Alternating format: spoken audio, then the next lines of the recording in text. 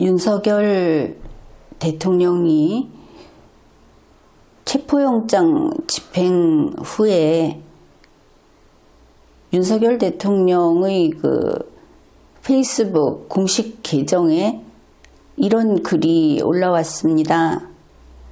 국민께 드리는 글이라는 상당히 긴 글입니다. 이것을 올려놓은 윤석열 페이스북에는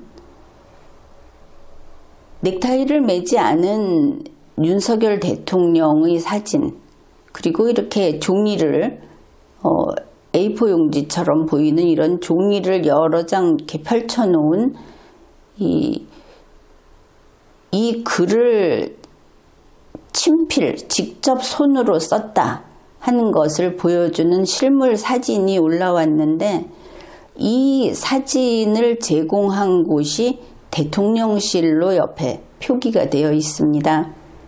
그러니 대통령실에서 공개한 자료가 되겠습니다. 이 국민께 드리는 글이라는 윤석열의 글, 이 글이 공개된 것은 2025년 1월 15일 오후 2시 5분입니다. 오후 2시 5분이 수사기관에서 바로 이 윤석열의 본인의 글, 법적으로 의미가 있는 것은 자술서가 되겠죠. 이 자술서를 인지한 시점이 되겠다. 그런데 1월 15일은 바로 체포영장이 집행된 날입니다. 오전 10시 33분에 집행이 되었기 때문에 이 글은 체포된 후에 우리나라 사람들에게, 수사기관에게 공개된 자술서로서 의미가 있는 것이죠. 이 내용을 길기는 하지만 체포 후의 자술서이기도 하고, 또 가장 최근의 글이기도 하고 해서 이것을 함께 읽어보기로 하겠습니다.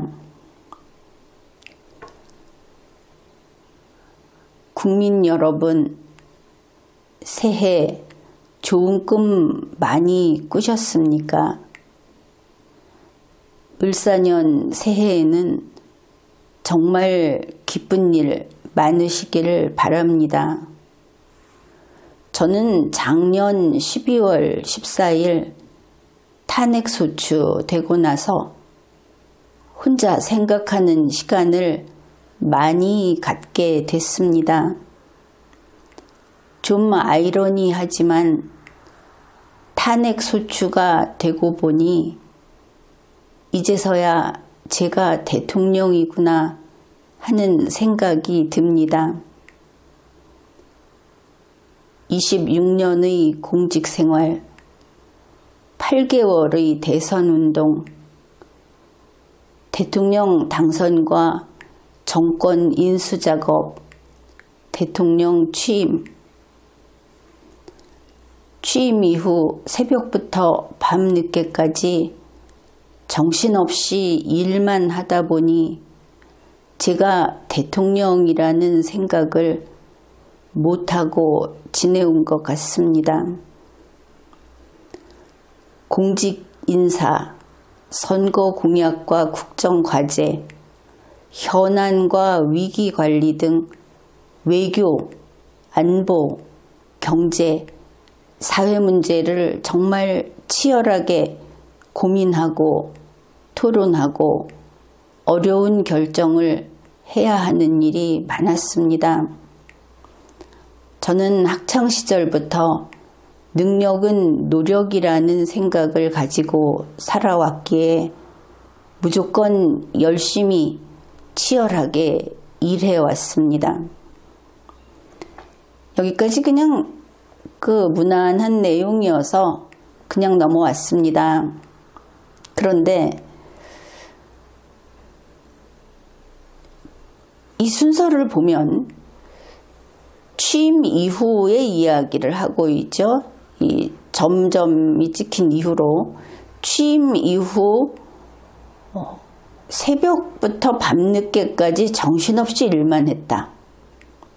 아마 윤석열 씨는 얼리버드였던 모양입니다. 게다가 늦게까지 일을 했다. 그 일한 내용을 이렇게 밝히고 있습니다. 공직 인사, 대통령의 권한 행사죠. 선거 공약과 국정 과제, 이것은 대통령이 되기 전에 하는 업무입니다. 그렇게 되겠죠. 만일 대통령이 되고 나서 선거 공약을 본인이 만들었다고 한다면 당연히 이것은 선거 개입 문제가 나올 겁니다. 시기적으로 이것이 취임 이전의 일을 이야기했다면 순서가 이렇게 갈 수 없겠죠. 이어서 현안과 위기관리 등이라고 하면서 앞에 있는 내용을 다 묶어서 외교, 안보, 경제, 사회 문제라고 대통령의 업무라고 말을 한 겁니다. 여기 도대체 선거 공약과 국정과제가 왜 들어갔는지 좀 그리 무질서한 것인지 아니면 다른 마음이 자꾸 이쪽에 걸리는 것인지 이제 그렇게 보이는 서술 상황입니다. 그 다음에 정말 치열하게 고민하고 토론하고 라는 말을 밑에도 치열하게 일해왔다는 말을 쓰는데 청소년입니까? 아니면 20대입니까?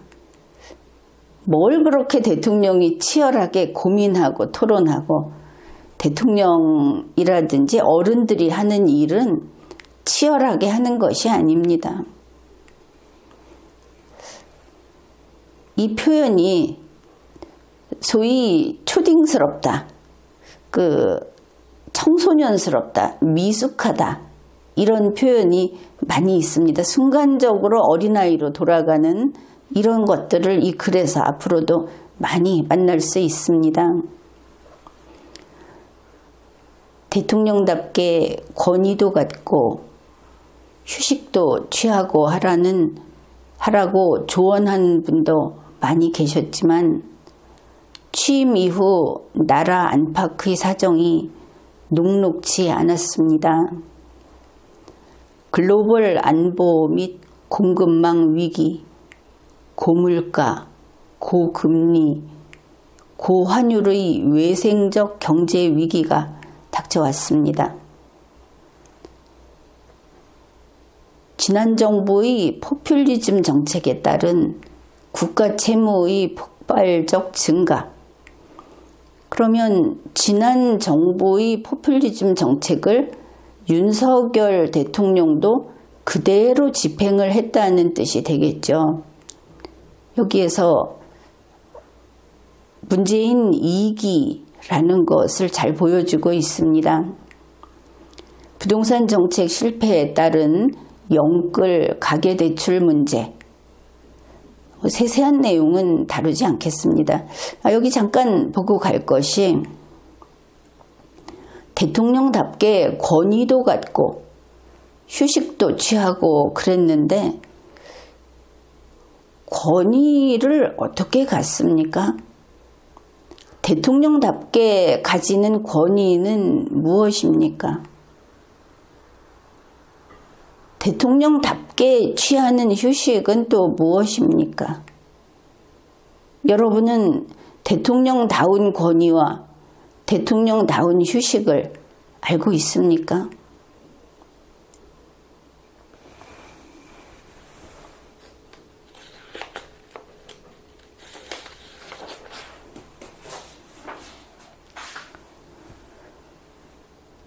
소주성 정책, 소득주도 성장 정책입니다.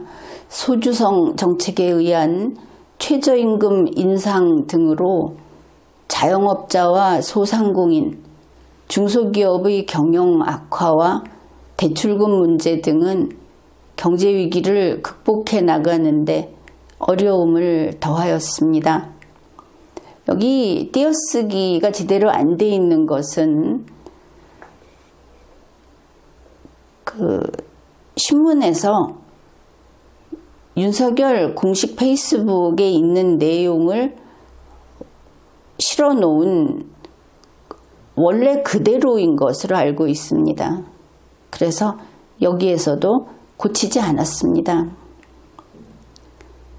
하지만 국민 여러분께서 어려운 여건에도 저와 정부를 믿고 따라주신 덕분에 차근차근 현안과 위기를 풀어갈 수 있었습니다. 징벌적 과세 정책을 폐기하고 시장 원리에 충실하게 부동산 정책을 펴온 결과 주택가격을 안정적으로 관리하고 글로벌 중추국가 외교와 경제를 연결하여 해외 시장을 개척하고 수출에 노력한 결과 지난해 역대 최대 수출 실적을 달성하고 우리보다 인구가 2.5배 많은 일본을 거의 따라갔습니다. 1인당 GDP는 지난해 일본을 추월했고요. 한미동맹의 핵 기반 업그레이드와 포괄적 전략 동맹 강화, 그리고 한일 관계 정상화를 통한 한미일 3국 협력 체계는 우리 경제의 대외 신인도를 든든하게 뒷받침해 주었습니다. 그렇다고 합니다. 그런데 이 모든 것을 2024년 12월 3일 윤석열의 비상계엄, 전국계엄 선포로 다 날려먹었습니다. 이제 우리 국가 신용등급 낮춰서 다시 잡겠다고 하고 있죠. 환율은 또 어떻습니까? 요새는 안보와 경제 그리고 사회개혁을 위해 이리 뛰고 저리 뛴 지난 2년 반의 시간이 파노라마처럼 스쳐갑니다. 이 요새라는 말이 눈에 띄어서 이 요새는 요 사이의 준말입니다. 그 포트리스 이런 거 생각하면 다른 것입니다. 요 사이라는 것은 특히나 어제와 오늘 아주 가까운 현재와 가까운 이 기간을 가리킵니다. 그리고 사회개혁을 위해서 이리 뛰고 저리 뛰었다. 그야말로 대한민국 리셋을 위한 그런 거의 망상에 가까운 그런 일을 했었구나 하는 것을 알 수 있습니다.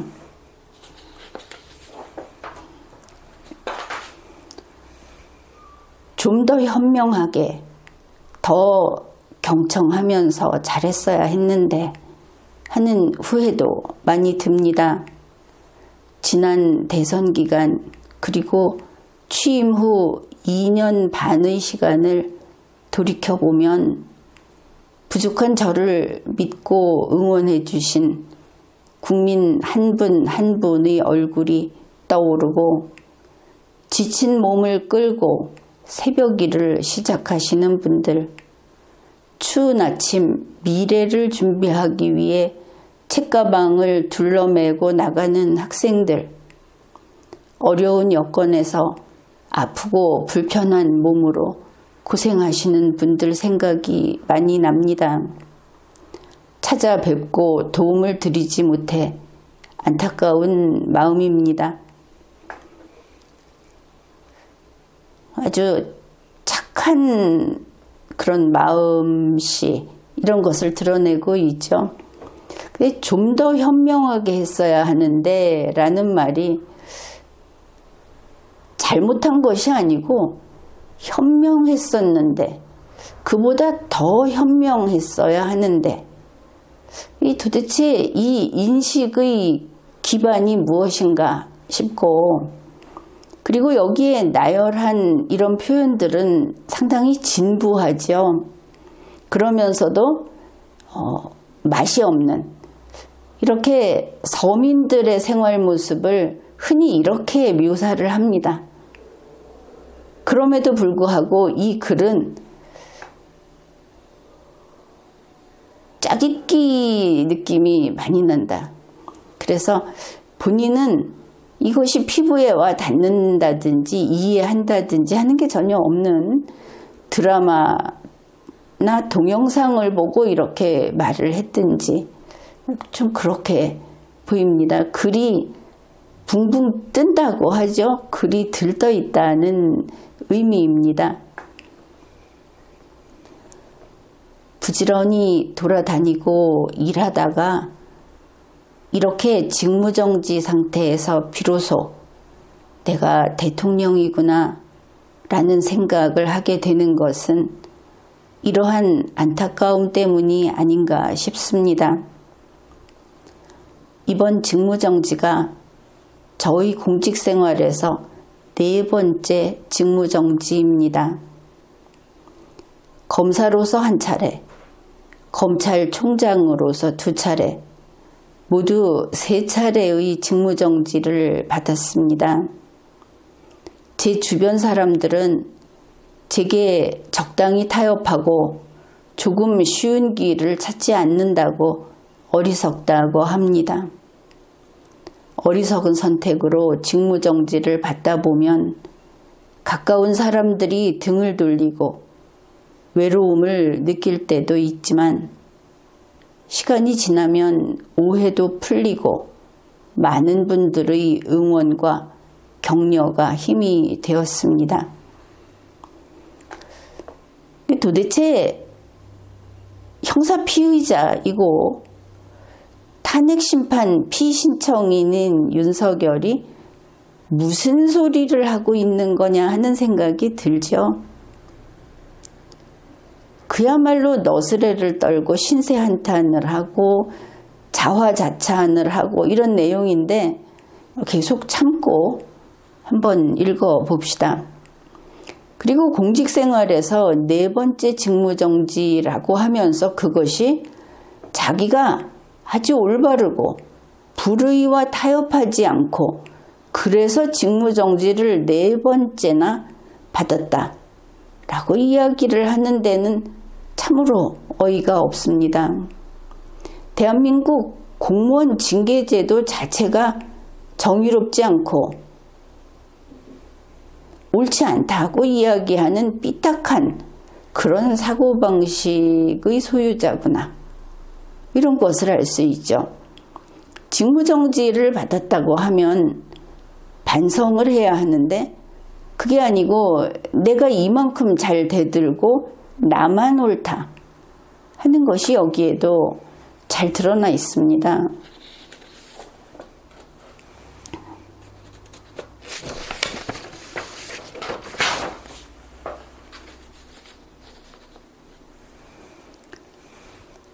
늘 저희 어리석은 결단은 저희 변함없는 자유민주주의와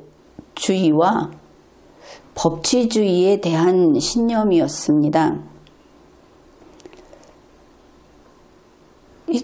이 정도 되면은 자기애가 대단하죠. 자유민주주의 아닌 민주주의는 가짜민주주의이고 민주주의의 이름을 빌린 독재와 전체주의입니다. 여기 내용들은 대부분 복붙이라고 하죠. 복사해서 갖다 붙인 이제 그런 내용들이 많습니다. 이미 익숙한 많이 본 그런 내용이라는 것은 감안해야 하겠습니다. 민주주의는 개인의 자유를 지켜주기 위한 제도이고 자유민주주의는 법치주의를 통해 실현되는 것입니다. 또 우리 공동체 모든 사람들의 자유가 공존하는 방식이 바로 법치입니다. 여기 설명한 내용들은 주어와 목적어가 바뀌어 있는 경우도 있고 이제 이렇게 설명을 해가지고는 민주주의론, 자유민주주의론, 법치주의론하고는 크게 거기에서 벗어나게 된다. 이 정도만 이야기를 하겠습니다. 법치는 자유를 존중하는 합리적인 법과 공정한 사법관에 의해 실현됩니다. 이 사법관이라는 표현이 좀 낯설죠? 이것은 법관의 리걸마인드를 가리킵니다. 우리 헌법에서는 법관의 양심이라고 표현을 합니다. 우리 국어에서 말하는 양심과는 다른 것입니다. 리걸마인드에 해당되는 것이죠. 법치는 법과 법관의 리걸마인드로 실현된다. 이렇게 치면 대한민국의 모든 행정공무원은 사법부 밑에 있는 것이 돼버리죠. 그러니까 좀 방향을 잘못 잡고 있습니다. 법치는 행정이 법치 행정이라는 것을 윤석열 씨는 가장 먼저 알아야 하는데 마구 넘나들고 있습니다. 법치주의는 자유민주주의의 핵심 요소입니다. 자유민주주의는 경제에 있어 자유시장경제 원리와 결합하여 자율과 창의를 통해 우리의 번영을 이루어내고 풍부한 복지와 연대의 재원을 만들어내며 번영의 선순환을 만들어냅니다. 우리나라는 부존 자원이 없지만 훌륭한 인적 자원을 가지고 있고 개방적이고 활발한 국제교역을 통해 발전해 왔습니다. 이 부분도 내용을 따지지 맙시다. 자유민주주의는 경제에 있어 선순환을 만들어냅니다. 이것이 핵심인데 자유민주주의와 경제가 같은 것이 아니니까 헌법에서 나누어 놨죠. 자유민주주의와 경제민주주의를 같이 잡는 사람들이 흔히 말하는 좌파와 우파의 기준에서 좌파입니다. 원래는 그런 것입니다. 이런 이야기를 하면서 자유민주주의가 경제에 있어서 선순환을 만들어낸다고 하는 것은 보편적 복지, 전면 복지를 이야기하고 그리고 국가가 경제를 장악해서 균등한 분배를 하는 것이 그게 이상이라고 하는 그쪽 논리입니다. 그런데 여기 자유민주주의를 붙여놓은 것이죠. 뒤죽박죽이다 그렇게 보면 되겠습니다. 용어의 사용이 부적절한 것은 부존 자원이 우리나라에 없다고 했는데 부존 자원이란 한 국가 안에 있는 자연, 노동, 자본 이런 자원 모두 통째로 가리키는 겁니다. 우리에게 부존 자원이 없는 것이 아닙니다. 그런데 이렇게 부존 자원이 없다 이렇게 썼죠.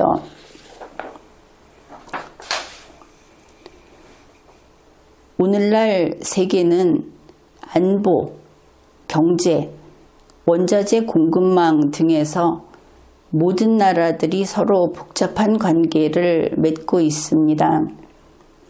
우리의 번영을 지속하고 미래 세대에 이어주려면 자유와 법치의 가치를 공유하는 국가들과의 연대가 특히 중요합니다.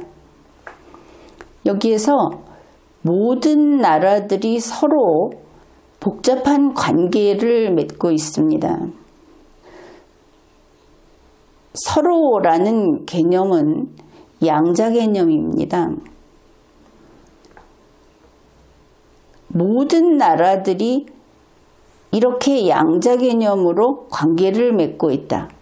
한번 그림을 그려 보십시오. 이게 어떻게 되는지.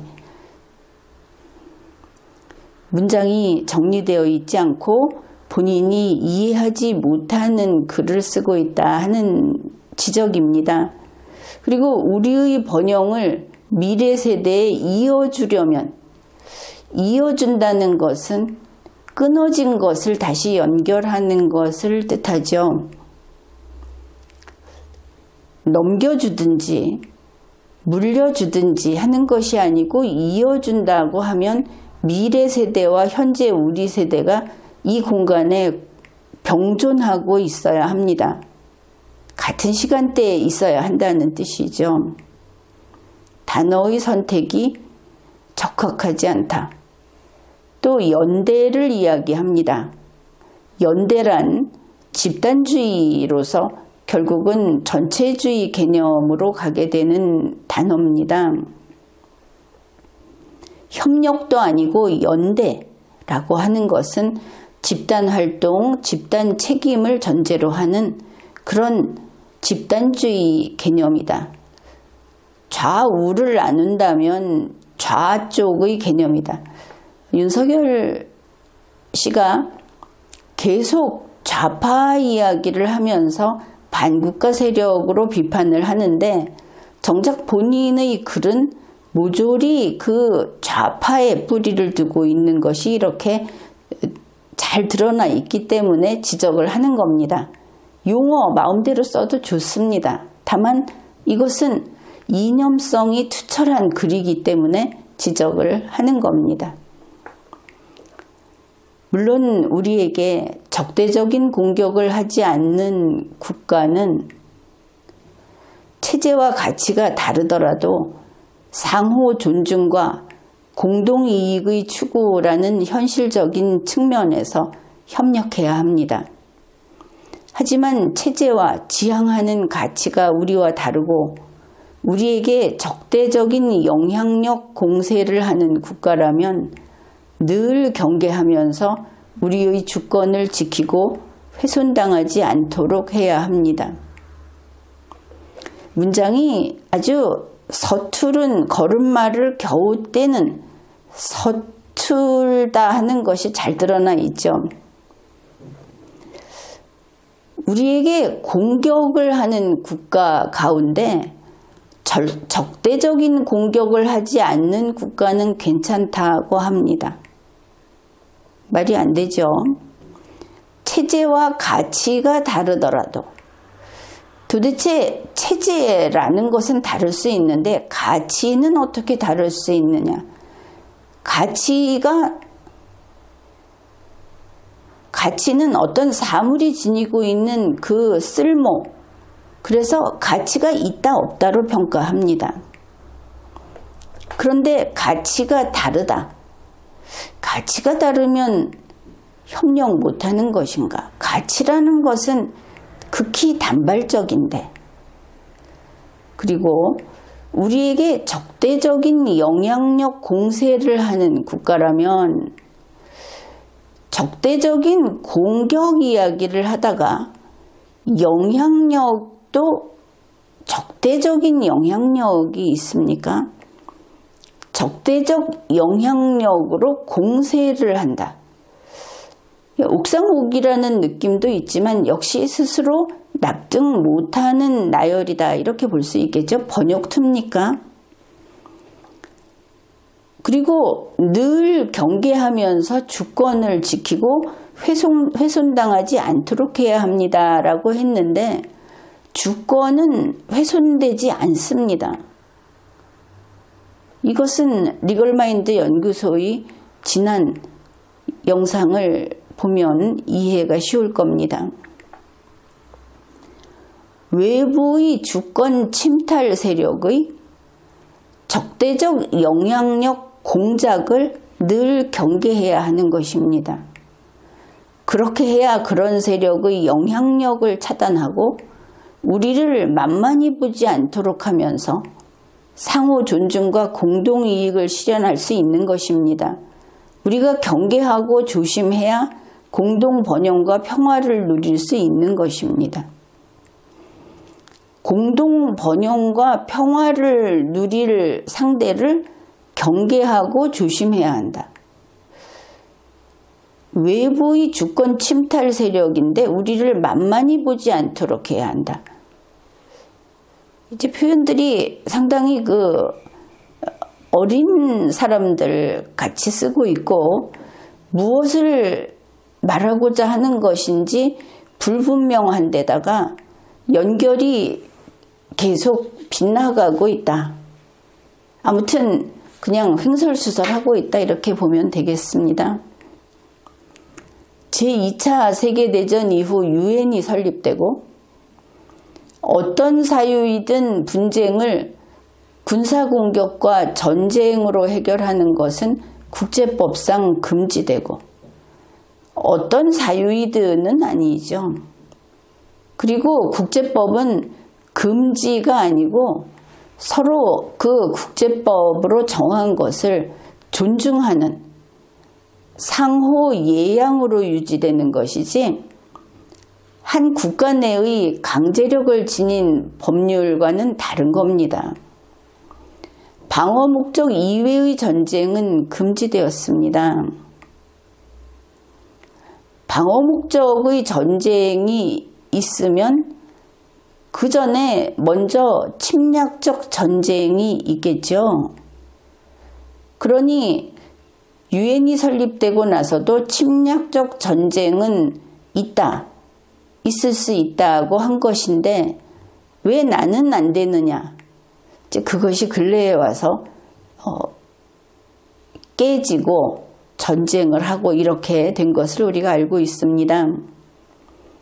총칼로서 피를 흘리는 군사 공격과 전쟁 도발은 국제법상 금지되었으므로 강대국이라 하더라도 외교상 큰 부담으로 작용하게 되어 총칼을 쓰지 않는 회색지대 전술이 널리 사용되게 된 것입니다. 여기서는 회색지대 전술이라는 시사 용어를 쓰고 있습니다. 여기에 대한 이런 것을 소개하는 이제부터는 거의 대부분이 자료 복붙 느낌이다. 더 심하다. 어디에 있는 자료를 갖다가 옮겨서 조사만 바꿔가면서 연결한 것 같은 느낌이다. 이렇게 보았습니다.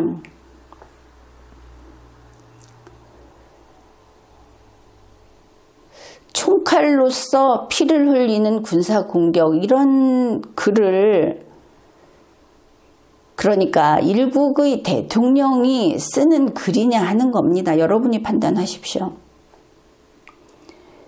허위선동의 심리전, 정치인 매수와 선거 개입 등의 정치전, 디지털 시스템을 공격하는 사이버전, 군사적 시위와 위협을 보태어 시현하는 하이브리드 전술이 널리 쓰이게 된 것입니다. 그렇죠? 여기에 보면 거의 어떤 관용구나 명사의 나열이다 하는 것을 알 수 있습니다. 특히 이 시현이라는 단어가 눈에 띄었는데 시현이라는 것은 이 귀신 신자에다가 신불의 영험을 나타내다 이럴 때 쓰는 특수 직종의 표현이다. 그것도 독특합니다. 국가기밀정보와 핵심 산업기술 정보의 탈취와 같은 정보전도 하이브리드 전에 포함됩니다. 쭉 나열하고 있죠. 그래서 현대적 신흥 안보는 군사, 정치 안보를 넘어서 경제안보, 보건환경안보, 에너지 식량안보, 첨단 기술안보, 사이버안보, 재난안보 등 매우 포괄적이고 다양합니다. 자기 머리에서 자기 생각에서 나온 것이 아니고 그냥 정보의 나열입니다.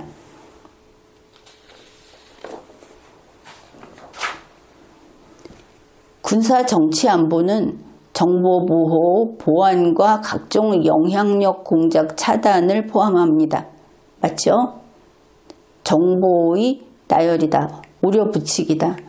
군사 도발과 전쟁은 상대국의 주권을 침탈하는 정치 행위인데 국제법이 금지하는 군사 도발과 전쟁을 하지 않고 공격과 책임 주체도 뚜렷이 드러나지 않는 다양한 회색지대 하이브리드 전을 주권 침탈의 수단으로 사용하는 것입니다. 이것이 주로 시진핑의 중국이 타이완을 차지하려고 할 때 설명하는 그런 자료에 있는 내용입니다. 특히 권위주의 독재국가, 전체주의 국가는 체제 유지를 위해 주변국을 비롯한 많은 국가들을 속국 내지 영향권 하에 두려고 하고 있습니다. 이게 이제 대표적인 것이 시진핑의 중국이죠. 그리고 푸틴의 러시아도 있는데 내용상 시진핑의 중국에 더 가깝게 보입니다. 국내 정치 세력 가운데 외부의 주권 침탈 세력과 손을 잡으면 이들의 영향력 공작의 도움을 받아 정치 권력을 획득하는 데 유리합니다. 그러나 공짜는 없습니다. 우리의 핵심 국익을 내줘야 합니다. 국가 기밀 정보, 산업 기술 정보뿐 아니라 원전과 같은 에너지 안보와 산업 경쟁력 등을 내주고 나아가 자유의 가치를 공유하는 국가들과의 연대를 붕괴시키고 스스로 외교 고립화를 자초합니다. 국익에 명백히 반하는 반국가 행위를 하는 것입니다. 여기까지가 대한민국의 어떤 흔히 말하는 어떤 정권, 그 정치 세력이 여당일 때, 집권당일 때를 가리키는데 내용상 문재인 대통령 당시를 설명하는 것으로 보이고 뒤에도 이야기를 합니다. 그러면 이것을 볼 때 윤석열 대통령은 문재인 대통령 당선이 이런 반국가 행위로 중국 같은 데에 손을 잡고 우리 국가 기밀 정보 이런 것, 원전 이런 것을 다 내주고 미국과의 관계를 붕괴시키고 이렇게 하면서 선거에 이겼다. 결국 그들의 공작으로, 중국의 공작으로 대선에 이겼다. 부정선거였다라고 주장하는 것인가? 내용이 그렇죠. 문재인 대통령의 당선이 중국의 힘을 빌어 중국이 개입해서 그래서 했다고 주장을 하고 있다고 보이는데 이어서 보면 이런 세력이 집권 여당으로 있을 때뿐만 아니라 국회의석을 대거 점유한 거대 야당이 되는 경우에도 국익에 반하는 반국가 행위는 계속됩니다. 이러면 이것이 지금 제1당인 더불어민주당을 가리키는 것을 알 수 있습니다.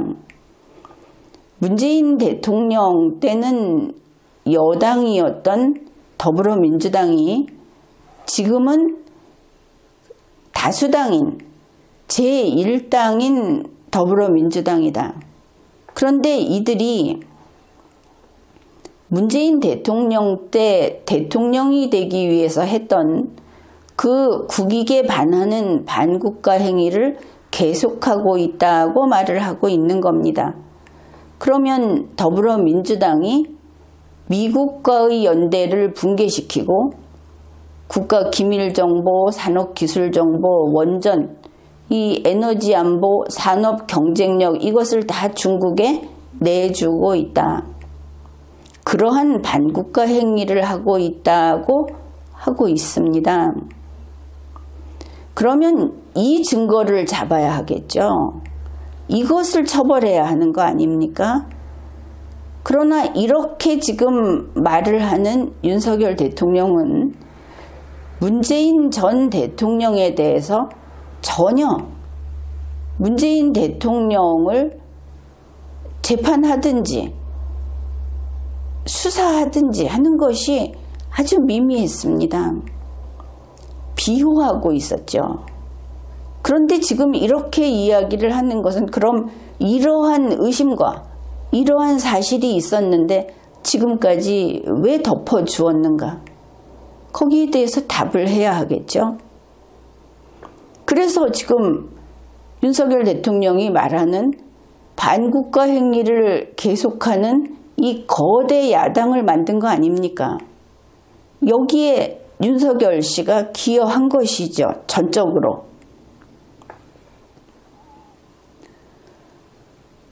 막강한 국회 권력과 국회 독재로 입법과 예산 봉쇄를 통해 집권 여당의 국정 운영을 철저히 틀어막고 국정 마비를 시킵니다.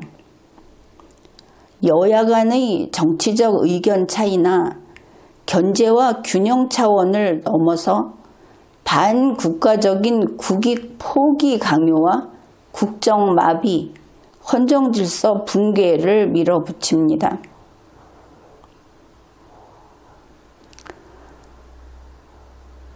이런 더불어민주당하고 아주 가깝게 잘 지내왔던, 사실은 우리는 이쪽이었어 라고 했던 것이 윤석열 후보였고 윤석열 후보의 아내 김건희 씨였습니다. 자, 그런데 이제 와서 더불어민주당과 문재인 전 대통령과 사이가 좀 불편해졌던 모양입니다.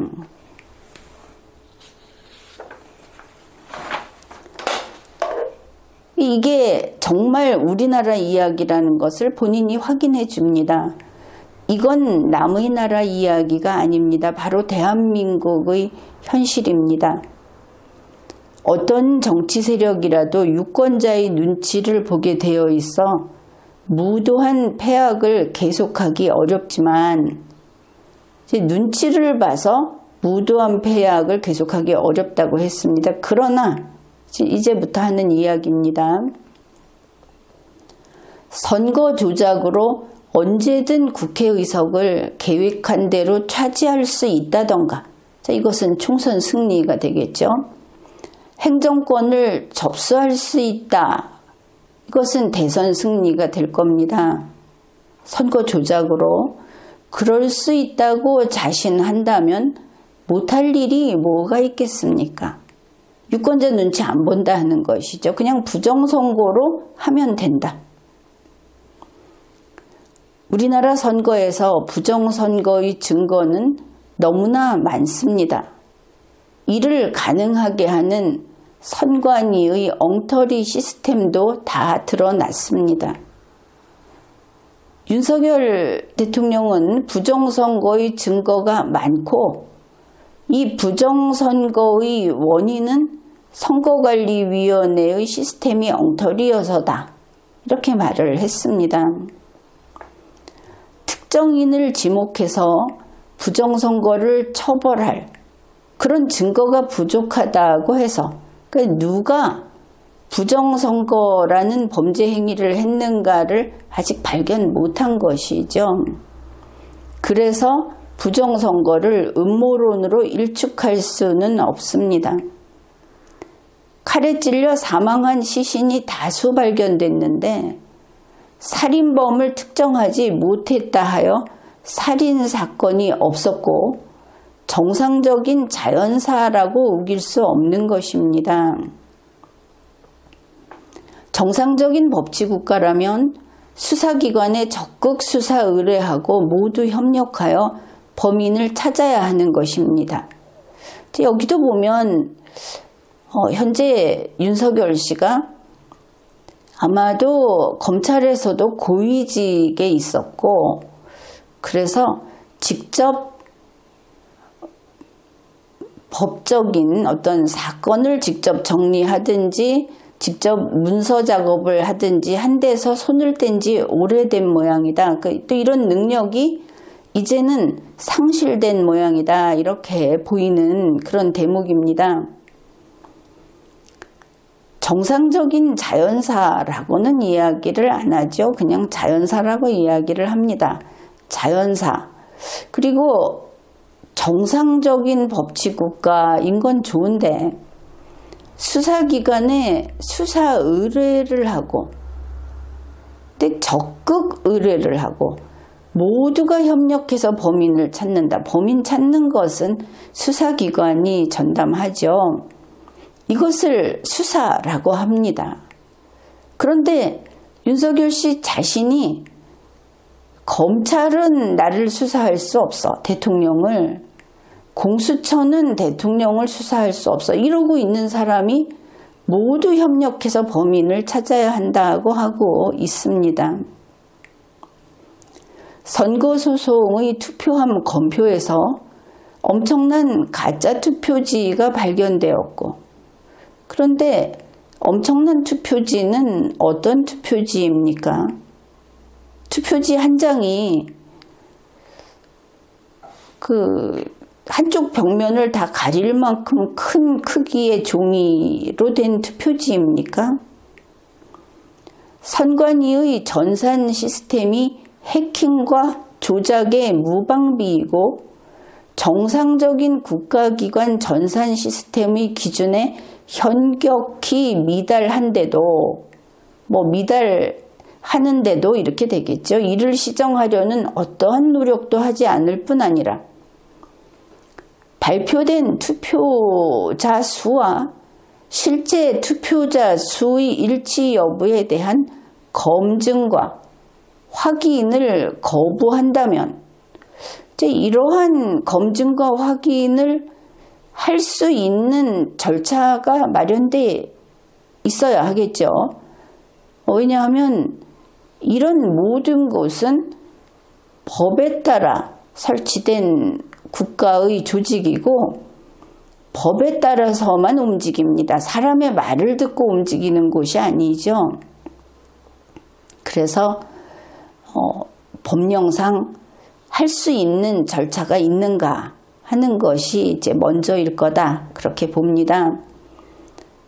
그런데 그것을 거부한다면 절차가 있으면 절차에 따라 요청하면 되고, 그 절차에 따른 요청을 무시하면 다시 법 절차에 따라서 그것을 바로잡을 수 있는 것이 법치국가의 행정 체계입니다.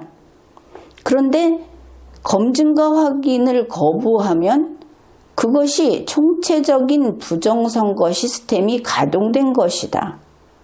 이렇게 말을 합니다. 이것은 굉장히 동떨어진 이야기를 하는 것이죠. 총체적인 부정선거 시스템이 가동되었다 하는 것은 낱낱이 촘촘히 모든 요소를 확인해서 범인을 잡는다기보다 이게 가동됐다는 사실을 먼저 입증해야 하는 겁니다. 대한민국은 누군가의 예지력으로 통치가 되는 그런 국가가 아닙니다.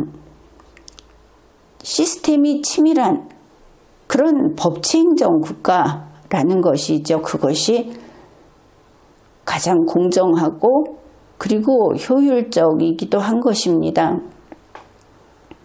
그런데 윤석열 씨는 검증과 확인을 안 해주면 총체적인 부정선거 시스템이 가동된 것이다. 가령 지나가는 사람에게 네 가방 좀 한번 털어보자. 너 범인 같다. 그게 수사기관이 수사할 수 있는 권한을 가지고 하는 것이 아니라고 했을 때는 거기에 일단 가방 다 열어서 거꾸로 쏟아 할 수 없는 것이죠. 그런데 네가 안 보여준다면 너는 도둑이야. 넌 확실히 도둑이야. 이런 말을 하는 겁니다. 부정선거를 믿고 분노에 가득 찬 대중은 답답하고 이런 주장을 할 수 있지만 대한민국의 법 로봇인 정식 공무원은 이렇게 달려가면 안 되는 것이죠. 먼저 법을 먼저 내놔라. 그러면서 이는 국민의 주권을 도둑질하는 행위이고 투표라고 하는 것은 주권이 아닙니다. 주권은 도둑질할 수 없습니다. 자유민주주의를 붕괴시키는 행위입니다. 자유민주주의와 법치주의를 지향하는 정상적인 국가라면 선거소송에서 이를 발견한 대법관과 선관위가 수사 의뢰하고 수사에 적극 협력하여 이런 불법 선거 행위가 일어났는지 철저히 확인해야 하는 것입니다. 선거소송에서 대법관이 이것을 발견했다고 하죠. 윤석열 씨는 선관위도 발견했다고 합니다. 그러면 대법관과 선관위가 수사 의뢰를 해야 하고 그래서 이걸 철저히 확인해야 한다고 주장을 하고 있습니다. 그저 개인의 주장입니다.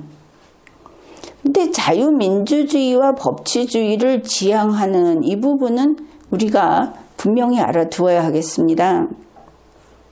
대한민국은 자유민주주의와 법치주의를 저 하늘 높은 곳에 있다고 하더라. 한 번도 못 본 천국이더라. 이런 게 아닙니다. 자유민주주의와 법치주의는 우리의 현실입니다. 지향이 아닙니다. 이미 대한민국에서는 자유민주주의와 법치주의가 실행되고 있습니다. 이런 표현 하나를 쓸 때 주권을 도둑질 당한다 이런 표현을 쓸 때 적어도 공무원이면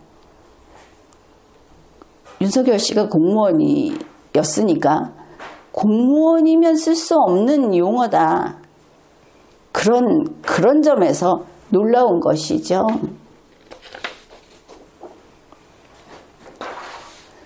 그럼에도 이를 은폐하였습니다. 이게 만일 대법관이 먼저 발견했고 대법관과 선관위가 은폐하지 않았다면 이러한 표현으로 윤석열 씨는 새로운 범죄를 또 저지른 겁니다.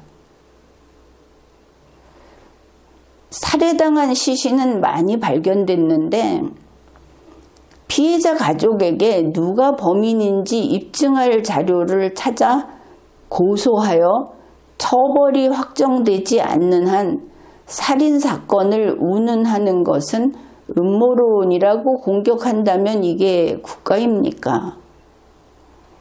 아니, 살해당한 시신이 많이 발견됐을 때 어떤 수사기관이 피해자 가족을 공격한답니까? 피해자 가족에게 이게 살인사건이 아니라고 공격을 하고 음모론이라고 공격을 한다고 하면 윤석열 씨는 대한민국 수사기관을 무슨 머리가 잘못된 사람들만 있는 곳이라고 하는 겁니까? 도대체 이게 윤석열의 말투, 뭐 그런 말투가 나오는 것이죠. 그걸 보면 법 전문가, 이런 변호인들이 이런 말을 하는데 윤석열 씨는 법 이제 문외한이다. 법을 모르고 한글도 제대로 못 쓰는 사람이다 하는 것을 우리가 지금 이 9번째 페이지가 오도록 보면서 계속 보고 있습니다. 디지털 시스템과 가짜 투표지 투입 등으로 이루어지는 부정선거 시스템은 디지털 시스템, 전자적인 디지털 시스템에다가 가짜 투표지 투입으로 부정선거를 하는 것을 가리키는구나 이렇게 이제 알 수 있죠. 한 국가의 경험 없는 정치 세력이 혼자 독자적으로 시도하고 추진할 수 있는 일이 아닙니다. 그러니까 우리나라에 지금 이 부정선거하고 관련해서 어떤 정치 세력인데 경험이 없는 정치 세력이라고 합니다. 그것이 민주당을 말하는지 국민의힘을 말하는지 알 수 없지만 경험이 없는 정치 세력이 있다고 치고 정치 세력이니까 이거는 선관위가 아니죠. 거기서 혼자 독자적으로 이걸 할 수 있는 게 아니다. 부정선거 시스템이라는 것은 왜냐하면 잘못하다가 적발되면 정치 세력이 붕괴될 수 있습니다. 혼자서는 엄두도 내기 어려운 일입니다. 자, 누구를 가리키는지 아무튼 경험 없는 정치 세력이 이 부정선거 시스템을 설치를 했는데 이게 혼자서는 못한다. 경험 없는 정치 세력이 혼자 할 수 있는 거를 나열합니다. 기껏해야 금품살포, 이권거래, 여론조작 등일 것입니다. 그래서 경험 없는 윤석열 정치 세력은 이와 같이 금품살포, 이권거래, 여론조작을 했다는 이야기인가. 그보다 훨씬 강력한 부정선거 시스템을 완성시키는 이것을 추진하는 것은 경험이 없어서 또 혼자서 할 수 없고 그래서 그거는 못했다는 뜻인가. 그렇죠. 궁금한 것이 많습니다. 하지만 투개표 부정과 여론조사 조작을 연결시키는 부정선거 시스템은 여기서 지금 여론조사 조작은 나라도 할 수 있는데 투개표 부정을 이것과 연결시키는 이 부정선거 시스템 이거는 좀 어려운 모양입니다. 이것을 시도하고 추진하려는 정치 세력의 국제적 연대와 협력이 필요함을 보여줍니다. 갑자기 이렇게 뜨는 것이죠. 이러한 부정선거 시스템은 다른 나라하고 연결해서 해야만 된다. 무슨 근거가 있는지는 모르겠습니다. 투개표 부정선거 시스템은 특정 정치 세력이 장악한 여론조사 시스템과 선관위의 확인 거부 및 은폐로 구성되는 것입니다.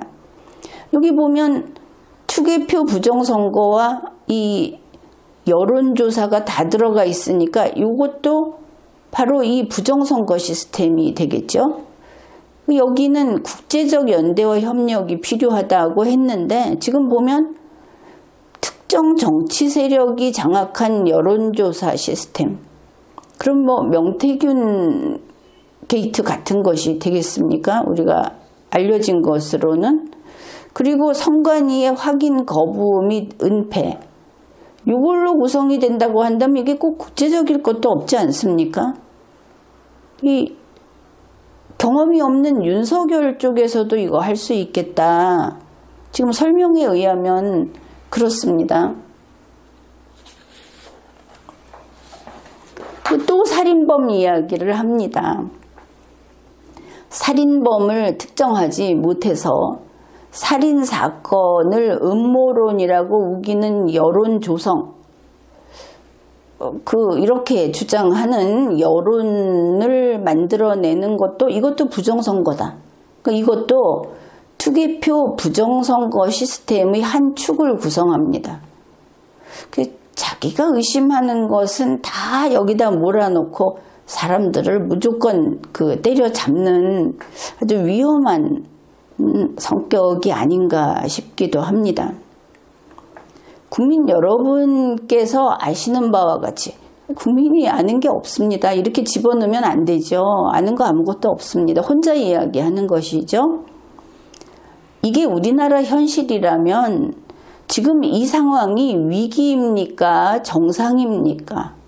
이 상황이 전시사변에 준하는 국가 비상사태입니까? 아닙니까? 갑자기 부정선거, 투개표 부정선거에 여론조사를 조작하는 것이 연결된 부정선거 시스템이라는 것이 앞에서 보니까 중국하고 손을 잡고 우리 선관위가 그걸 만들어 놨다. 그걸 가지고 문재인 씨가 대통령에 당선이 됐고, 그것을 가지고 더불어민주당이 그 제1당 다수당이 됐다고 이제 쭉 이야기를 했죠.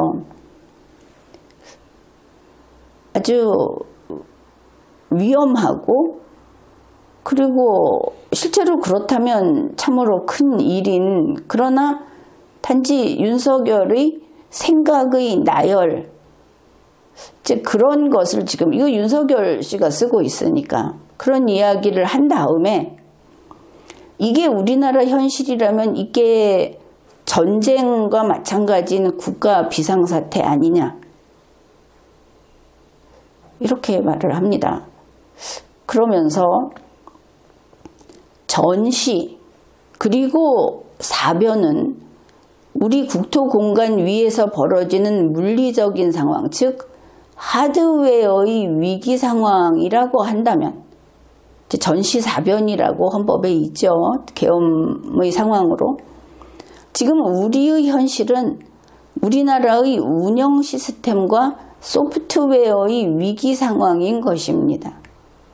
자, 다 그만두고, 그래, 이런 일이 있다고 합시다. 이 부정선거 시스템이 있다. 그게 위험하다. 그런데 윤석열 씨 말은 그것은 우리나라의 운영 시스템과 소프트웨어 위기 상황이라고 개념 정의를 했습니다. 헌법 제77조의 전시와 사변은 하드웨어 위기 상황이다. 그렇다면 분명하죠. 지금 대한민국이 국가 비상사태라고 말하는 것은 하드웨어의 위기 상황이 아니라고 윤석열 씨 스스로 밝혔습니다. 계엄 상황은 없었다고 실토를 한 것이죠. 그 다음에 계엄 상황이 없었는데 왜 했는가를 설명을 합니다. 헌법 제66조는 대통령은 국가 원수로서 국가를 대표하며 국가의 독립, 영토의 보전, 국가의 계속성과 헌법을 수호할 책무를 진다고 되어 있습니다. 자, 이것은 허위 진술입니다. 헌법 제66조는 대통령이 국가 원수로서 국가를 대표하는 것이 아니고 외국에 대해서 국가를 대표합니다. 그럼 국내에 대해서는 물론 국가 독립, 영토 보전, 자, 이런 것이 있지만 이것이 책무라는 겁니다. 이 책무는 모든 공무원과 모든 전체 국민이 다 지는 겁니다. 그 중에 대통령의 책무를 특히 규정했을 뿐입니다. 책무는 공무가 아닙니다. 그리고 대통령의 책무, 본인이 여기에 노력을 해야 한다, 하도록 하십시오라고 하는 것을 가지고 국가 삼권 분립을 깨뜨릴 수 없습니다. 책무란 그런 겁니다. 그러면서 쉽게 말하면 대통령에게 대한민국의 하드웨어를 지키고 전시 사변에 해당하는 이 계엄 상황, 그런 게 있으면 지키고 라는 데까지는 그런데 운영체계와 소프트웨어를 수호하라는 책무를 부여한 것입니다. 이것은 자의적 해석이고 좀 엉뚱한 이야기입니다. 그 컴퓨터를 그렇게 잘 모르는 윤석열 씨가 자꾸 이런 이야기를 하는데 소프트웨어하고 운영체계 이야기를 하면 우리나라가 퍼스널 컴퓨터입니까? 우리 정부가 PC 정부입니까?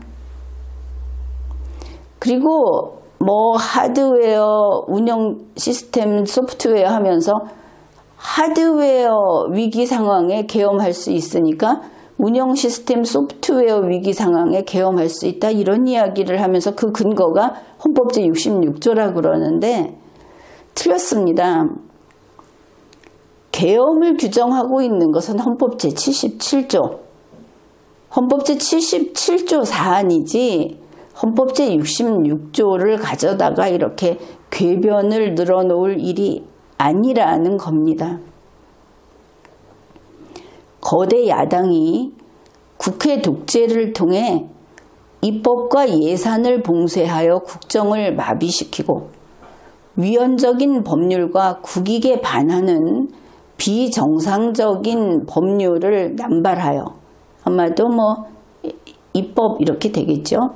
정부에 대한 불만과 국론 분열을 조장하고 뭐 이런 것도 있습니까? 그리고 수십 차례의 줄 탄핵으로 잘못이 없는 고위공직자들의 직무를 정지시키고 심지어는 자신들의 비리를 수사하고 감사하는 검사와 감사원장까지 탄핵하고 자신들의 비리를 덮는 방탄 입법을 마구잡이로 추진하는 상황은 대한민국 운영체계의 망국적 위기로서 대통령은 이 운영체계를 지켜낼 책무가 있습니다.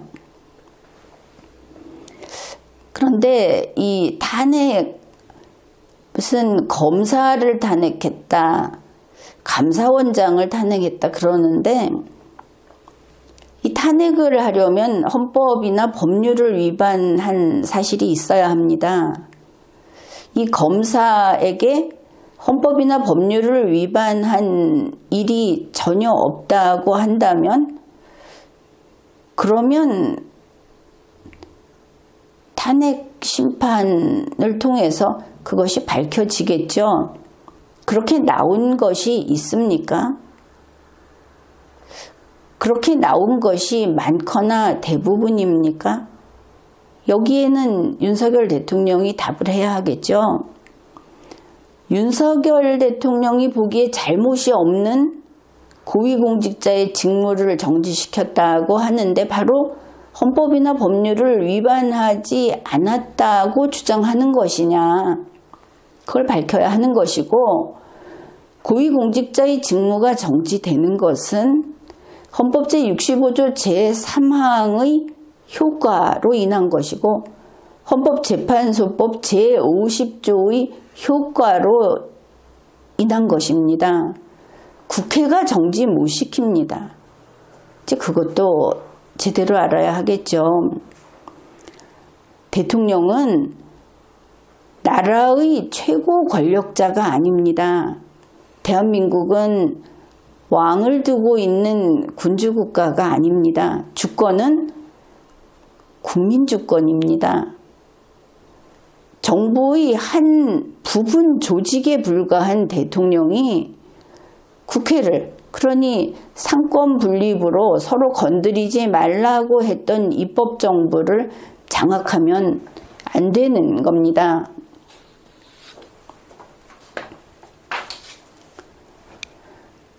저는 헌법기관인 감사원장까지 탄핵하여 같은 헌법기관인 헌법재판소의 법정에 세우려는 것을 보고 헌법 수호 책무를 이행하기 위한 비상조치가 필요하다고 생각하였습니다. 그랬습니다.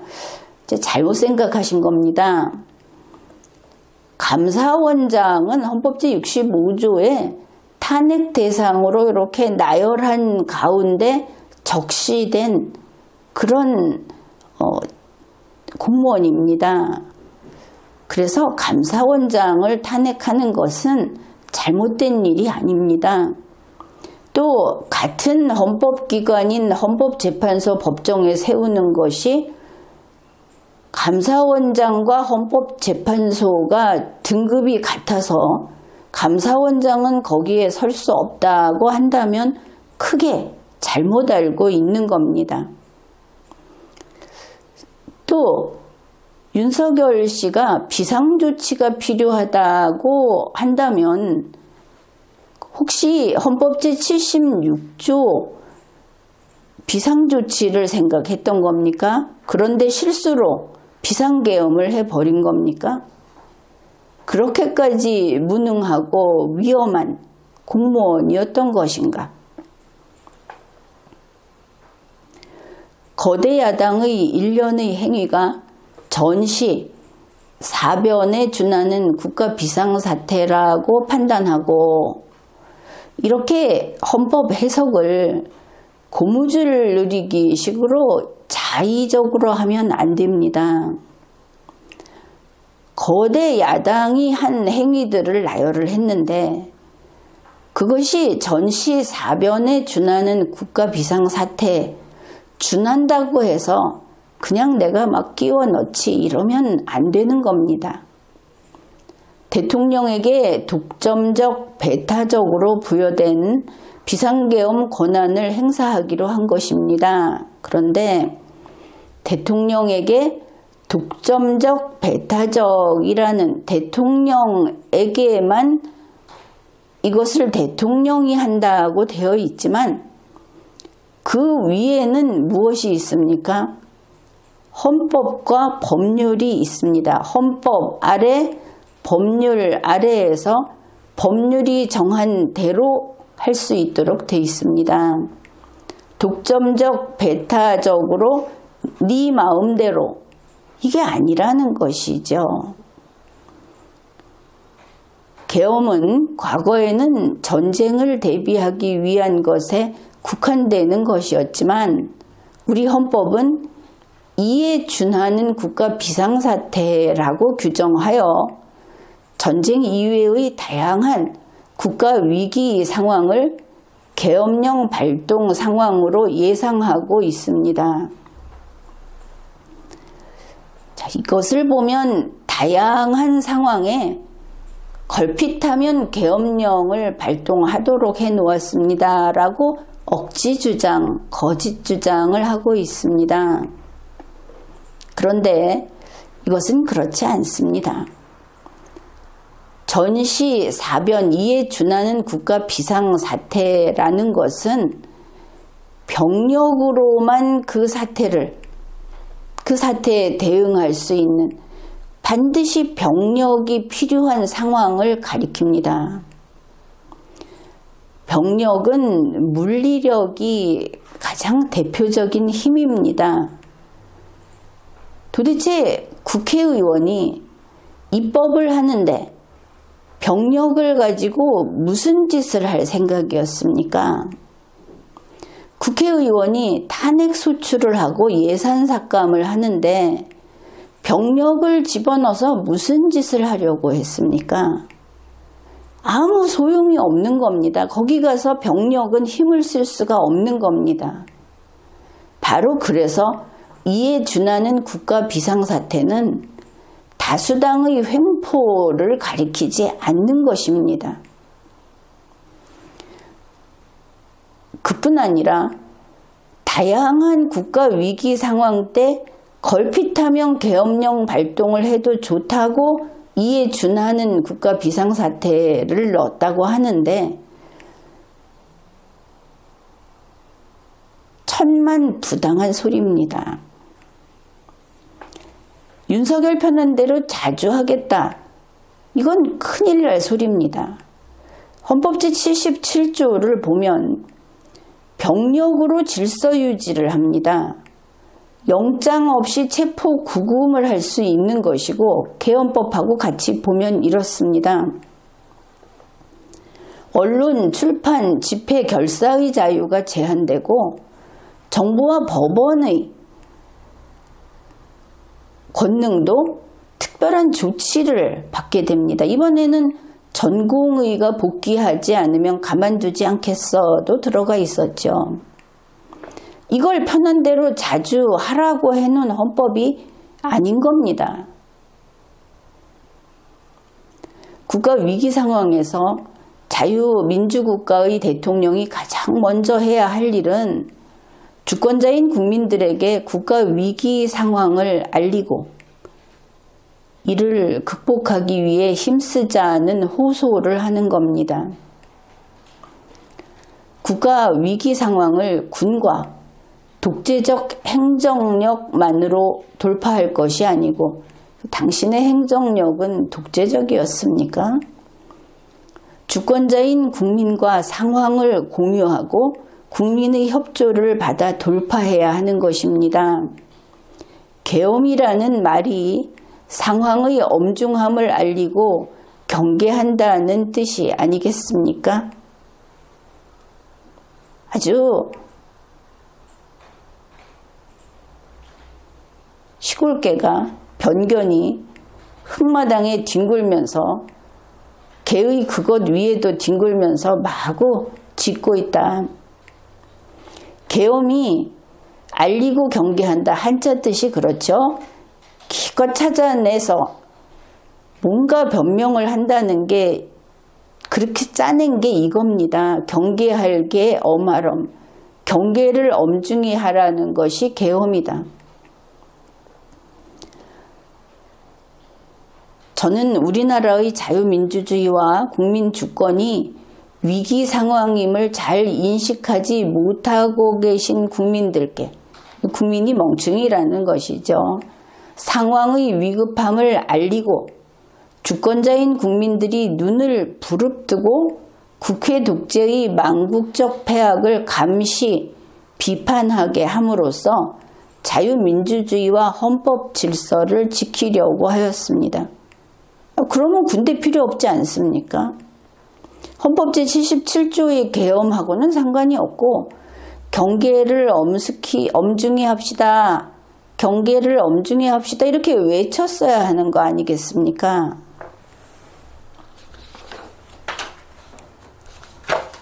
그래서 국방부 장관에게 국회 독재를 알리고 질서 유지를 하기 위해 그리고 부정선거 가동 시스템을 국민들께 제대로 알리고 진상을 파악하기 위해 국민에게 알리는데 필요 최소한의 병력 투입을 지시하였고 국회 280명, 선관위에 290명의 병력이 투입된 것입니다. 우선 이 숫자는 완전히 거짓말입니다. 그리고 또 알리고 아니 우리 국민은 누구나 입이 있는데 알리는데 꼭 계엄군만 알릴 수 있습니까? 계엄군 마이크만 이 목적을 달성할 수 있는 겁니까? 국회에 투입된 280명의 병력은 국회 마당에 대기해 있다가 이걸 알리려면 전국 각처로 다니면서 국민에게 외쳐야지 왜 국회 마당에 있었습니까? 그리고 선관위에 투입된 병력은 수십 명의 디지털 요원만 내부 시스템에 접근하고 이것이 진상 파악을 위한 겁니까? 알리고 진상 파악하는 나머지는 외부에 대기해 있다가 이것도 거짓이죠? 확인됐습니다. 계엄 선포 2시간 30분 만에 국회의 계엄 해제 요구 의결이 있자 즉각 철수하였고 아무런 사상자나 피해 없이 평화롭게 마무리되었습니다. 국민 여러분, 계엄은 범죄가 아닙니다. 이런 계속 국민이 분노할 수밖에 없는 그런 궤변을 늘어놓고 있는데 윤석열 씨, 계엄은 심심풀이 땅콩이 아니야. 계엄은 국가 위기를 극복하기 위한 대통령의 권한 행사입니다. 그래서 이게 알리자, 엄중히 살피자 그런 뜻으로 했다고. 그렇기 때문에 대통령의 권한 행사를 보좌하기 위해 합동참모본부에 계엄과가 있는 것입니다. 이게 좀 정신이 왔다 갔다 하죠. 뭐 정신이 왔다 갔다 하면 사람을 많이 죽여도 국가를 이렇게 찬탈해도 무죄가 나오느냐 하면 그렇지는 않습니다. 그런데 정신이 왔다 갔다 하면 헌법재판소에서 탄핵 그 인용 결정은 더 간단히 나오죠. 이 윤석열 씨 체포영장 집행하면서 그 마약 반응 검사는 했는지 모르겠습니다. 이번 사건과 관련 있는 사람들은 마약 반응 검사 반드시 해야 한다고 봅니다. 계엄은 내란이라는 내란몰이 프레임 공세로 저도 탄핵소추되었고 이것을 준비하고 실행한 국방부 장관과 군 관계자들이 지금 구속되어 있습니다. 참으로 어이없는 일입니다. 그러면 이 국방부 장관과 군 관계자들이 전부 마이크로폰 마이크 들고 나섰습니까? 알려야 되니까 맨몸으로 그게 아니지 않습니까? 자, 이번 계엄은 내란으로 시작하여 반란에 이른 것이라는 것이 나의 평가입니다. 계엄은 내란에서 그치지 않았다. 병력 투입 시간이 불과 2시간인데 2시간짜리 내란이 있습니까? 방송으로 전 세계 전 국민에게 시작한다고 알리고 3시간도 못 되어 국회가 그만두라고 한다고 병력 철수하고 그만두는 내란 봤습니까? 이 내용은 다 불확실하고 사실이 아닌 것들이 많이 들어있고 일단은 그렇습니다. 주장하는 것을 다 들어준다고 하더라도 그래 그게 2시간짜리건 6시간짜리든 아니면은 2년 반 동안 준비해 왔던 것이건 상관없이 몇 시간 동안 그 계엄 상태가 지속되는 그것을 유지했든지와 관계없이 대한민국을 이렇게 속속들이 망가뜨린 것은 참 재난도 이런 게 없다. 윤석열이라는 인물이 재앙 덩어리다. 그런 생각을 하게 됩니다.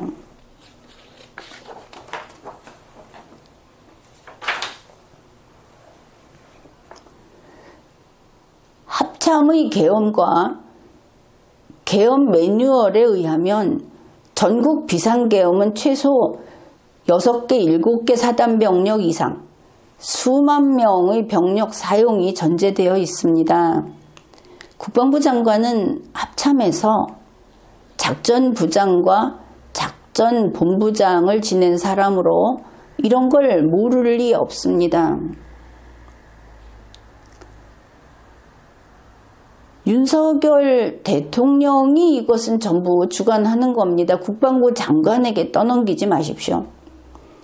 계엄의 형식을 빌린 대국민 호소이기 때문에 계엄이 계엄군을 동원하고 전국이 계엄 상황으로 넘어갔는데 그게 호소. 여러분 국회가 독재를 하네요. 여러분 선관위가 부정선거 온상이에요. 자, 계엄하세요. 계엄하세요. 여기서는 이제 여러분 귀를 쫑긋하고 눈을 부릅뜨고 지켜보세요 라는 뜻으로 썼다고 하지 않았습니까? 그거였기 때문에 소규모 병력을 계획한 것입니다. 이거 듣고 앉아있는 국민의 인내력은 이미 참을인자 3번 쓰고 더 썼죠. 국회의원과 국회 직원 등은 신분증 확인을 거쳐서 국회 출입이 이루어졌으므로 계엄 해제 요구 결의안 심의가 신속하게 진행되었고 그러니까 이 계엄군이 경찰도 이때는 계엄군으로 들어갑니다.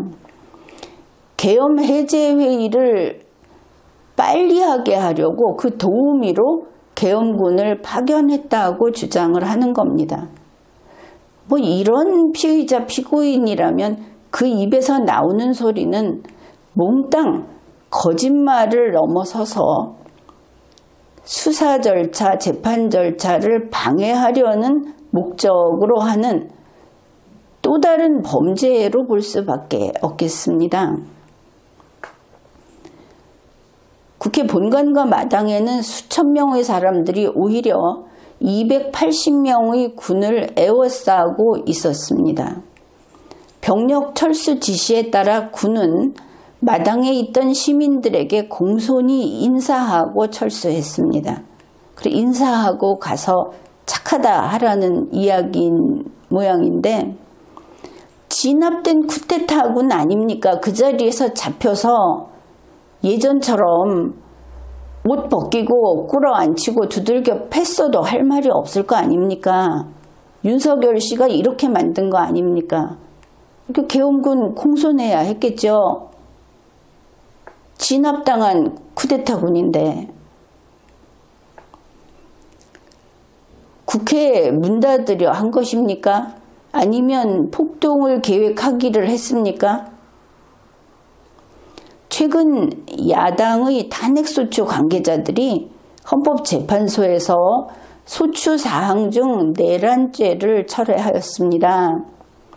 내란죄가 도저히 성립될 수 없으니 당연한 조치를 한 것입니다. 자, 이거는 거짓말입니다. 내란죄가 도저히 성립할 수 없다고 하는데 헌법재판소가 답을 했죠. 우리는 형사재판소가 아닙니다. 우리는 형사재판을 하지 않습니다. 헌법재판소에 갖다 넣었어도 내란죄 여부가 이곳에서 판단되고 결론이 나오지 않습니다. 상관없는 이야기를 하는 겁니다.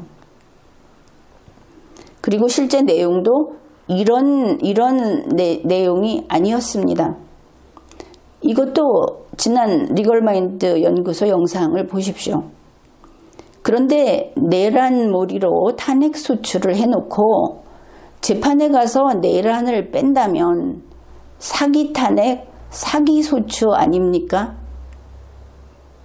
탄핵 소추 이후의 상황을 보아도 그 오랜 세월 민주화 운동을 했다고 자부하는 정치인들이 맞나 싶습니다. 이랬습니다.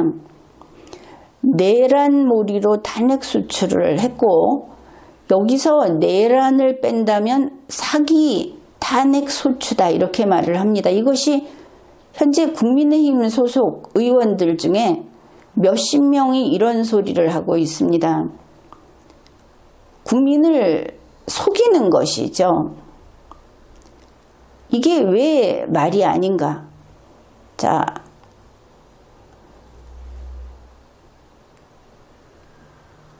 위헌이 아니라 내란죄여서 탄핵 소추를 했다고 주장을 하고 있죠.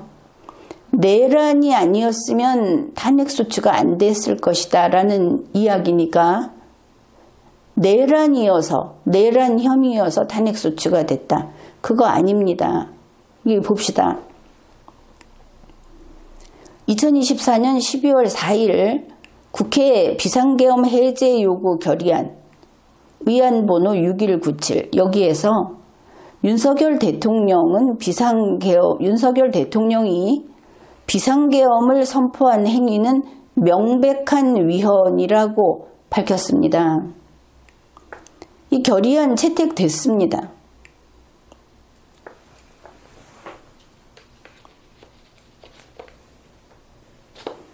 그리고 헌법 제65조 제1항입니다. 대통령, 국무총리, 이렇게 감사원장, 그리고 기타 법률이 정한 공무원이 그 직무 집행에 있어서 헌법이나 법률을 위반한 때 탄핵소추 의결을 한다고 되어 있습니다.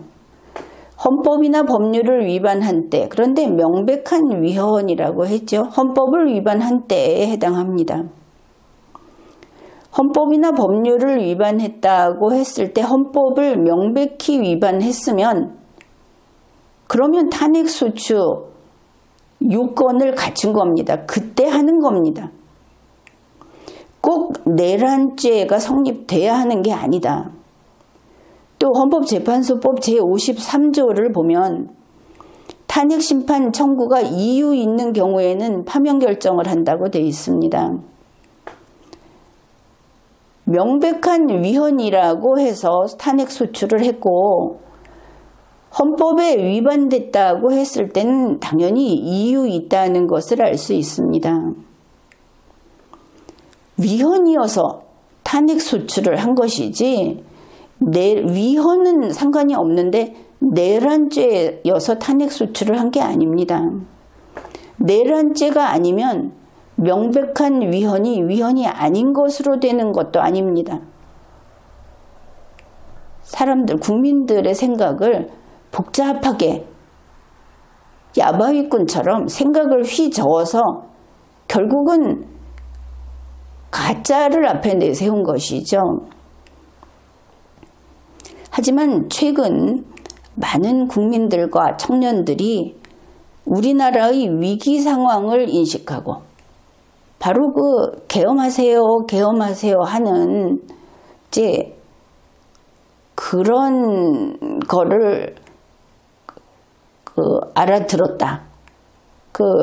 이런 이야기가 되겠죠. 그러면 계엄 상황 이후에 이런 사람들이 있다고 이야기를 하는 겁니다. 그 위기 상황을 인식하고 주권자로서 권리와 책임의식을 가지게 된 것을 보고 있으면 국민들께 국가 위기 상황을 알리고 호소하기를 잘했다고 생각되고, 즉 비상계엄 선포를 참 잘했다 이렇게 생각이 되고 국민들께 깊은 감사를 느끼게 됩니다. 이 사람이 감사하는 국민은 시위군중인 것을 알 수 있습니다. 다른 국민은 이 계엄에 찬성하지 않으니까. 그렇다면 계엄 선포를 하고 나서 거기에 영향을 받아서 계엄하세요에 따라서 이렇게 청년들이 모였다고 하면 결국 백골단을 이야기하는 것 같은데, 그러면 혹시 이 백골단도 윤석열의 지시로 구성한 거냐? 더구나 김민전이 나서서 이거를 주선했으니까 이런 의문이 생깁니다.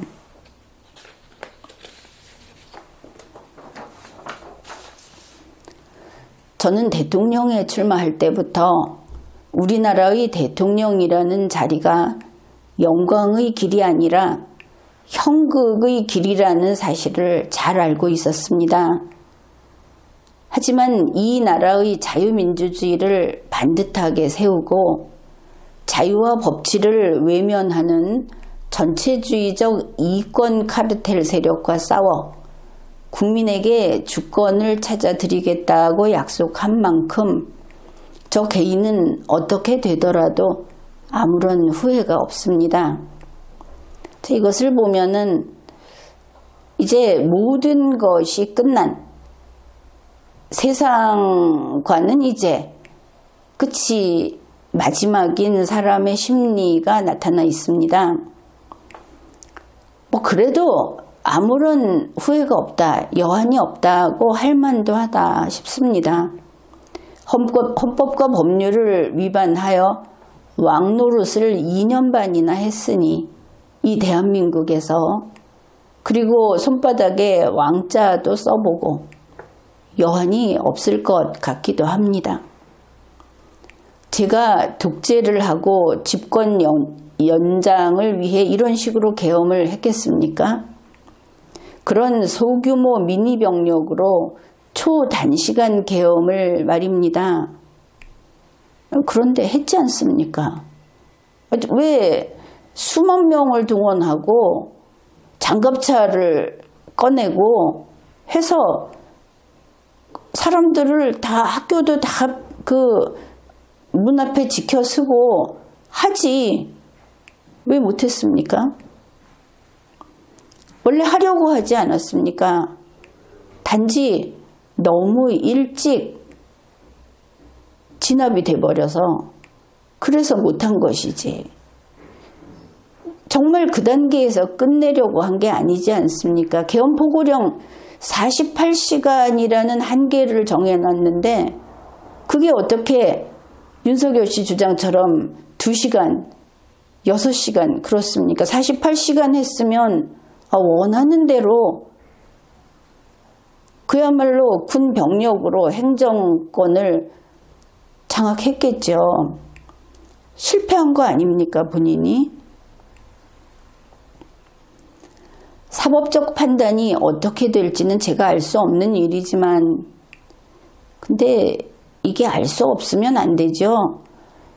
우리나라의 어느 재판관, 어느 법관에게도 윤석열의 죄책, 윤석열을 어떻게 처단할지는 명백합니다. 국민 여러분께서는 이 계엄이 헌법을 수호하고 국가를 살리기 위한 것인지 아닌지 잘 아실 것으로 저는 믿습니다.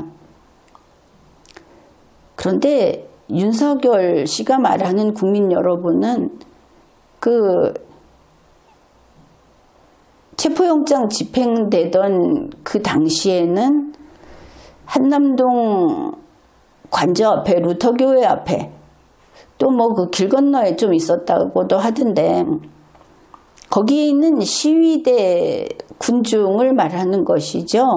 친서까지 보내서 물론 궁서체로 쓰기는 했지만 그래서 같이 싸웁시다 하고 응원도 하고 했는데 윤석열 씨는 그 대중을 정말 개돼지로 알지 않았습니까? 이번에는 개돼지 소리 한번 해봅시다. 윤석열이 계엄이라는 것은 알아두세요, 주의하세요 라는 뜻이야 라고 하면 그대로 믿는 무식한 국민이라고 한 거 아닙니까? 어떻든 다행히도 이 무식한 국민은 심판도 재판도 할 기회가 없습니다. 현명한 법관과 재판관이 하는 것이죠. 현명한 수사관이, 검사가 하는 겁니다. 과거에는 대통령의 독재에 국회의원들이 저항하고 민주화 투쟁을 했다면 세계 어느 나라 헌정사에서도 유례가 없는 마카파식 국회 독재의 폐악에 대해 헌법수호 책무를 부여받은 대통령으로서 당연히 저항하고 싸워야 하는 것입니다. 국가 기능을 정상화시키고 자유민주주의를 지키기 위해서입니다. 그저 무슨 뜻인지도 모르고 주어 섬기는 그런 말인 것 같습니다. 수사권 없는 기관에 체포영장이 발부되고 현재 수사기관을 부정하고 있죠. 대한민국의 시스템, 대한민국의 헌법과 법률에 따른 조직을 인정하지 않고 있습니다. 정상적인 관할이 아닌 법관 쇼핑에 의해서 나아가 법률에 의한 압수수색 제한을 법관이 임의로 해제하는 위법 무효의 영장이 발부되고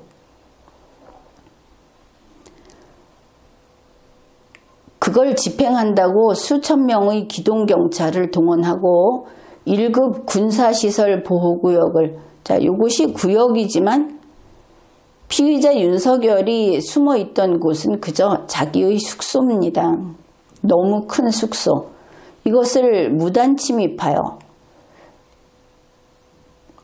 검사가 신청하고 법관이 발부한 영장은 무단이 없습니다.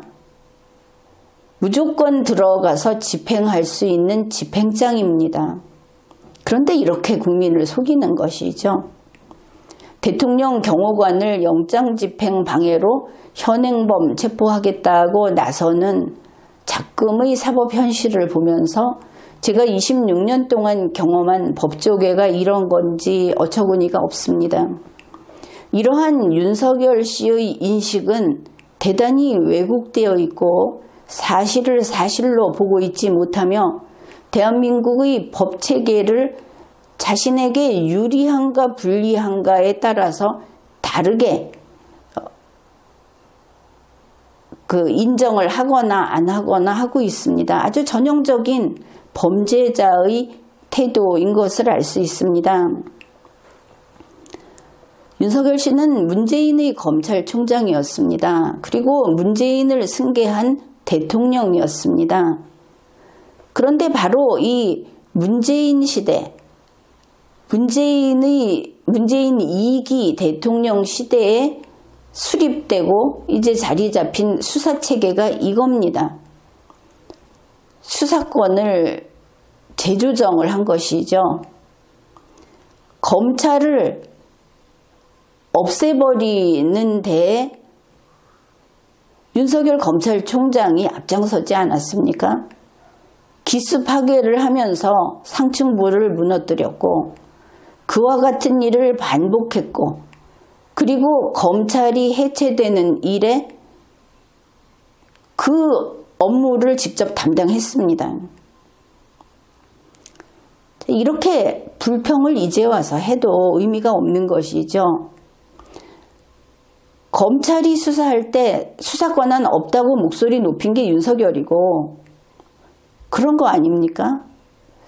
어떻든 그대들이 만들어 놓은 이러한 조직법을 마음대로 뜯어 고친 결과가 이것이고 현재 법이 이것이 맞다고 합니다. 그러니 승복하십시오. 자유민주주의를 경시하는 사람들이 권력의 칼자루를 쥐면 어떤 짓을 하는지, 우리나라가 지금 심각한 망국의 위기 상황이라는 제 판단이 틀리지 않았다는 씁쓸한 확신이 들게 됩니다. 뭐 그렇게 하거나 말거나 도대체 확신이 들게 되는 것은 어떤 상황입니까? 이게 어떤 어법입니까? 자유민주주의와 법치는 동전의 양면입니다. 흔히 동전의 양면이라는 것은 앞과 뒤가 다르다. 예를 들어서 선과 악이 서로 등을 대고 붙어 있다. 이런 느낌으로 이해하면 될 것입니다. 그런데 자유민주주의를 실현하는 법치는 이랬습니다. 그러면 앞면과 뒷면이 같다는 뜻이죠. 동전의 양면이라는 말은 여기에 적절치 않다. 아무튼 자유민주주의를 실현하는 법치는 형식적 법치, 꼼수 부리는 법치가 아닙니다. 적절한 표현은 아니지만 아무튼 선 혹은 옳다라는 뜻으로 쓴 것 같습니다. 그런데 이어서 이런 법치는 인민민주주의 독재, 전체주의 국가에서 자유를 억압하기 위해 악용되는 법치입니다. 자유민주주의를 실현하는 법치가 전체주의 국가에서 자유를 억압하기 위해 악용되는 법치라고 했는데 이것은 뭔가 상당한 분량이 중간에서 빠져버린 것인가? 아니면 생각이 건너뛴 것인가? 그렇게 보이는 부분입니다. 법은 자유민주주의 헌법 정신을 실현하기 위해 만들어져야 하고 일단 만들어진 법은 다수결의 지배가 아니라 소수자 보호와 개인 권익 보호에 철저를 기해야 하는 것입니다. 아마 이것도 다른 이야기를 하려고 했던 것 같습니다. 법이라고 하는 것은 법은 애초에 다수결로 의결이 됩니다. 그 다음에 나오는 것은 법이지요. 이것을 법의 일반성이라고 합니다. 법의 일반성이라는 것은 누구에게나 똑같이 적용되어야 한다. 이것이 법치주의의 요청이다. 법이 일반성을 가지고 있기 때문에 누구나 법에 복종해야 하는 겁니다. 이중기준은 안 되는 거다. 그런데 법이 소수자 보호와 개인권익 보호에 철저해야 한다고 하면은 일반성이 아니고 구체성을 띄어야 한다는 것이죠. 길게 비판은 하지 않겠습니다. 어차피 그 논리적인 그런 글이 아니니까. 우리나라 좌파 운동권도 자신들이 주류가 아닐 때는 이러한 법치주의의 보호에 기대왔지만 국회 절대 다수 의석을 차지한 다음에는 실질적 법치보다 다수결의 민주가 우선하며 법치 국가적 통제보다 민주적 통제를 앞세우고 있습니다. 아무튼 숫자로 밀어붙인다는 이야기인 것 같은데 그것이 법치주의, 실질적 법치주의 하는 이런 용어들은 제대로 쓰고 있지 못하다. 이렇게 판단합니다. 저는 검찰총장 시절 민주당 정권의 이런 무법적 폐악을 제대로 겪었습니다. 이렇게 되면 법률가 법조인은 정치 권력의 하수인으로 전락하는 것입니다. 그래서 윤석열 씨가 검찰총장도 하고 그리고 문재인 2기 대통령도 하고 여기까지 왔다. 그랬구나 싶기도 합니다.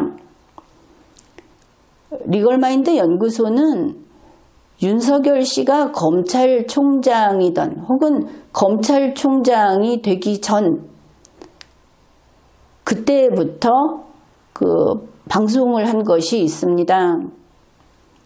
사냥개의 운명, 토사구팽이라고 방송을 한 적이 있습니다. 우리 정의 검찰이 이런 정치 검사들, 그런 사람들 때문에 어떻게 분해되고 사라져 가는지 그런 이야기를 한 겁니다. 하지만 국민 여러분 힘내십시오. 주권자인 국민 여러분께서 확고한 권리와 책임의식을 가지고 이를 지키려고 노력한다면 이 나라의 미래는 밝고 희망적입니다. 희망적이다. 이렇게 단도직입적으로 이야기를 하면서 국민 여러분 감사합니다. 이렇게 끝을 맺었습니다. 마치 형 집행일 아침의 사형수처럼 말이 많았습니다. 그렇지만 이 본인의 글을 읽으면서 피의자 윤석열은 자신의 범죄 사실을 구체적으로 밝혔다. 이것을 알 수 있습니다. 이것이 진술의 임의성은 당연히 있죠. 당연히 증거 능력도 있습니다. 피의자 윤석열은 장차 피고인이 될 윤석열은 자신의 범죄 행위를 인정했다. 그렇게 하는 게 옳았다고 주장하기는 했는데 이 부분은 문제될 것이 없습니다. 범죄자들은 다 이러니까. 현재 피의자이고 또 피고인이 될 윤석열. 그는 최악의 법 배반적 범죄자라는 것은 이미 입증을 했습니다.